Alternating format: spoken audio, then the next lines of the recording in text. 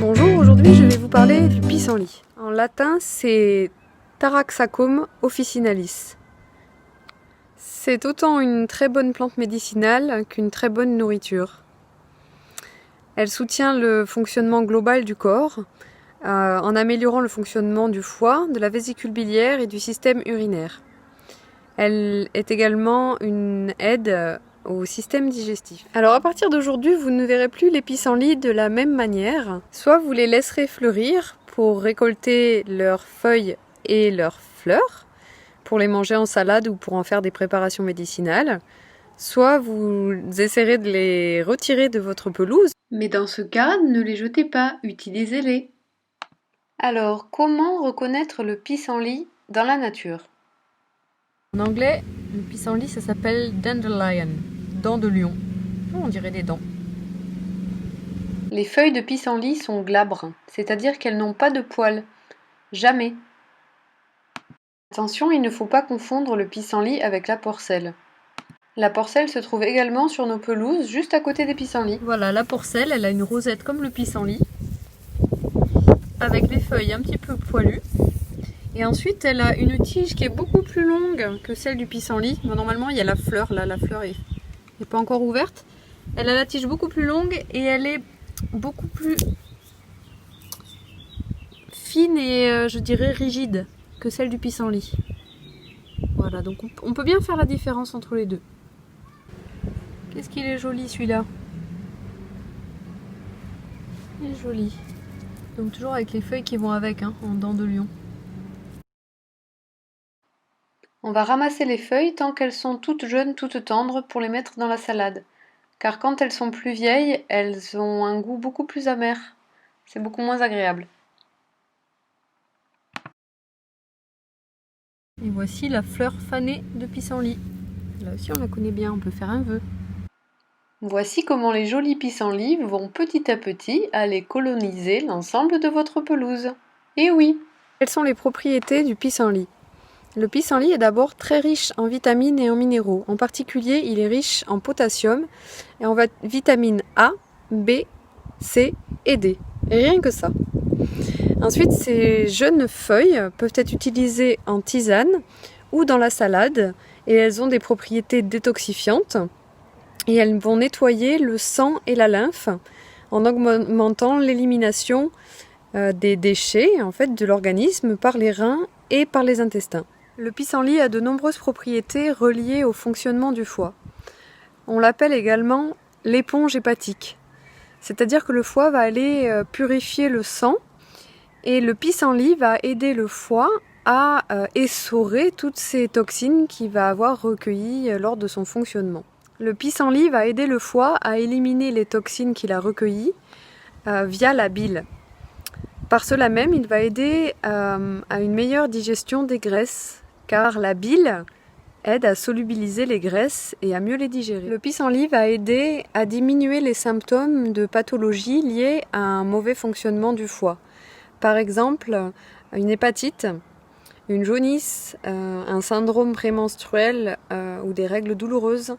Ça peut être aussi des infections urinaires, des calculs. Lorsqu'on goûte des feuilles de pissenlit, on se rend bien compte qu'elles sont légèrement amères.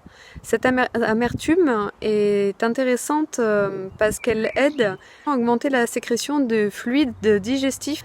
Elle va aider à augmenter l'acidité de l'estomac, la sécrétion de la bile et des sucs pancréatiques. Le pissenlit et en particulier les feuilles sont également diurétiques, c'est-à-dire qu'elles vont permettre d'éliminer le trop plein d'eau de l'organisme. Donc c'est intéressant en cas de rétention d'eau. Nous réalisons ici une bière de pissenlit. Dans une casserole, sur feu doux, mélangez 2 litres d'eau et 100 g de sucre roux ou complet et mélangez jusqu'à dissolution du sucre dans l'eau. En fonction de la quantité de fleurs récoltées, vous pouvez adapter la quantité d'eau et la quantité de sucre. Par exemple ici, je vais mélanger 200 ml d'eau avec 10 g de sucre. Ajoutez les fleurs à l'eau sucrée et pour 2 litres de liquide, rajoutez un citron coupé en lamelles. Couvrir d'un tissu propre et laisser macérer 3 à 4 jours dans un endroit frais et sec en remuant de temps en temps. Voilà, je vais pouvoir goûter cette bière de fleurs de pissenlit.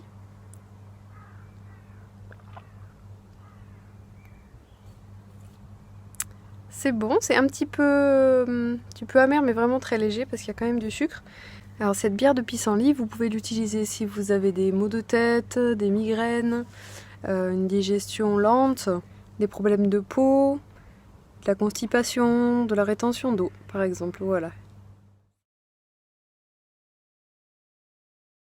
Le pissenlit peut être également utilisé sous forme de teinture, c'est-à-dire qu'on va plonger les feuilles de pissenlit dans de la vodka, donc dans un alcool fort, et on va les laisser macérer pendant 1 mois dans un placard, donc sans lumière et au frais,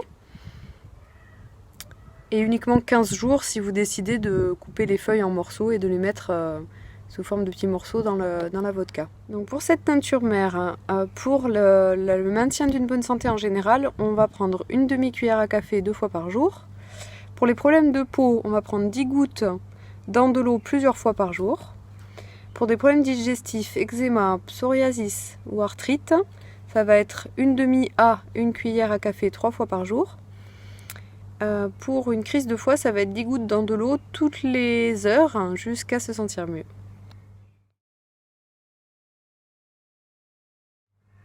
Avec les feuilles sèches, on peut réaliser une tisane qui va être diurétique à raison de 30 g de feuilles sèches pour 1 litre d'eau.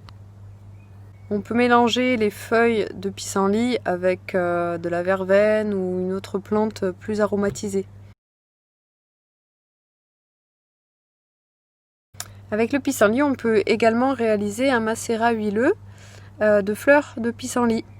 Donc on va mélanger des fleurs avec de l'huile d'olive. Donc on va plonger les fleurs dans une quantité suffisante en fait d'huile d'olive pour recouvrir les fleurs. On va placer les fleurs dans un récipient, on va bien recouvrir d'huile d'olive et on va placer un tissu sur le récipient avec un petit élastique et on va laisser reposer ce mélange dans un lieu chaud ou au soleil, donc derrière une baie vitrée ou au soleil, pendant 2 semaines.